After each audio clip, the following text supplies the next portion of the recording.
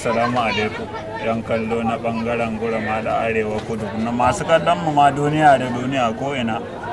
Wannan shi ajan ya za a ba iya ce maka ko na me ba. Na taimako dai ne an taimaki bawan Allah. Dan dai ni yanzu bawan Allah ne. Ba kamar lokacin autan mamman din ba. To zaka ga wasu sun yi dambe kai kuma baka yi dambe ba amma duk inda kai kana jan jama'a. Wai menene wannan sirrin ne? A to wannan sirrin kai ma karan kan ka sani yana wuce farin jini ne kawai daga ubangiji, ban da goro ban da laya, daga uwa sai Allah. To kana son suwaye da waye muke musarai za ka zo mana da su a wannan ajo da za a yi maraban yanya manyan abokanka wayanda kake ganin za su karama ka. Babban magana kenan yau ni yan nan da wa zan kira, ai yan nan ba mutum ta yan biyu ne ko kira zan kira su zuwa uku. Ko haka wajen da a duniyar damben ma an karo ba in dai banga aka ce maka bangaren arewatawa ne to suwaye, aka ce maka dan bahagon autan mumma, aka ce maka dan alasan, aka ce maka dan ramadan, to su ne mutum uku din ko su kadai suka a cikin su ma mutum guda in ya zo shi kadai ka san ya biya ajon yaronka bahagon autan mamman ya kasance wani ajo da ba a taba ganin irinsa a gidan nan ba. Yaya aka yi haka, ko za ka iya gaya mana menene ya faru kuma bai yi faru? Saboda yaron mai yi ne, a san shi kuma ita dambedin mai yi dole ne sai an mai ita dambedin mai yi dama sai an mai, kamar kaga yadda yake yi ko ga ajan shi ko ga ba ga ajo ba ko ga me inda aka sa dambe shi ne to kaga shi ma dole a dambe a ajan shi dole ne a mai. Ni ko da yana yaro na ban jini na nake ma kamar ba dan dan ba kawai a gane irin ni ma dai ya wuya saboda yaron mai yi ne kuma ni yana burge ni da rayuwar kai wannan yaron ya wuce burge a dan rayuwa ta ce. To ka ta da yara da yawa amma kuma sai ya zama kamar bahagon autan mamman na nema ya shiga gaban su wajen farin jini.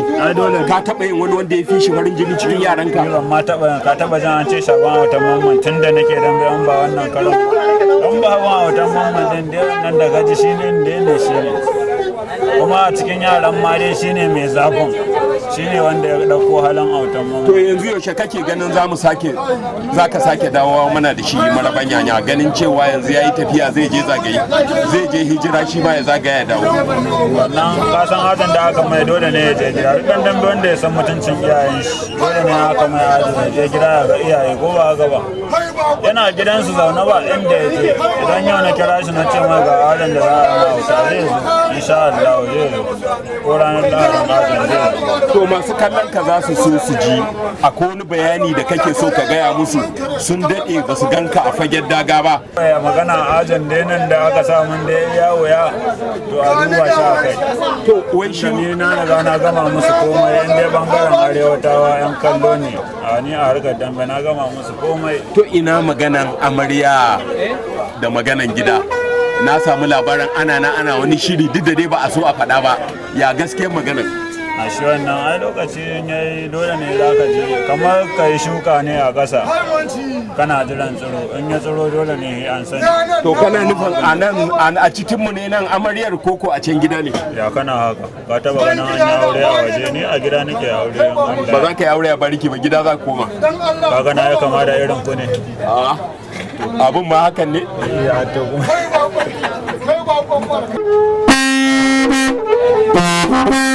wannan mutane na sarauta ne ake washi autan mamman, ganin cewa yana ɗaya daga cikin yan dambe a Najeriya.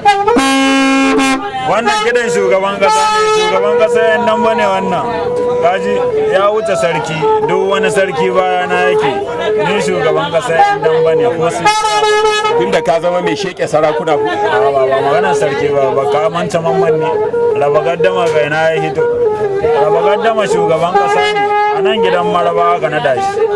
To mamman ya kawar waye ne gadon shi kake tunani, waye ya mai da gurbin mamman din ko a cikin yaran mamman din sai dai autan mamman din, haka kuma dole shine zai zama president din su ko sun kiwale sun yarda. Kuma kana ji na ku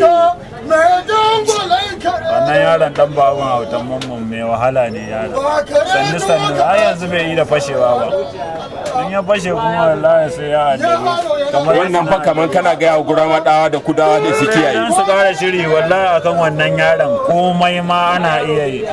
Mu ba ma tsafi ba ma shirka amma hanya Allah kawai aya Allah. Mu mun yarda da wannan. Yasa za ga na ƙarya suke ba su iya.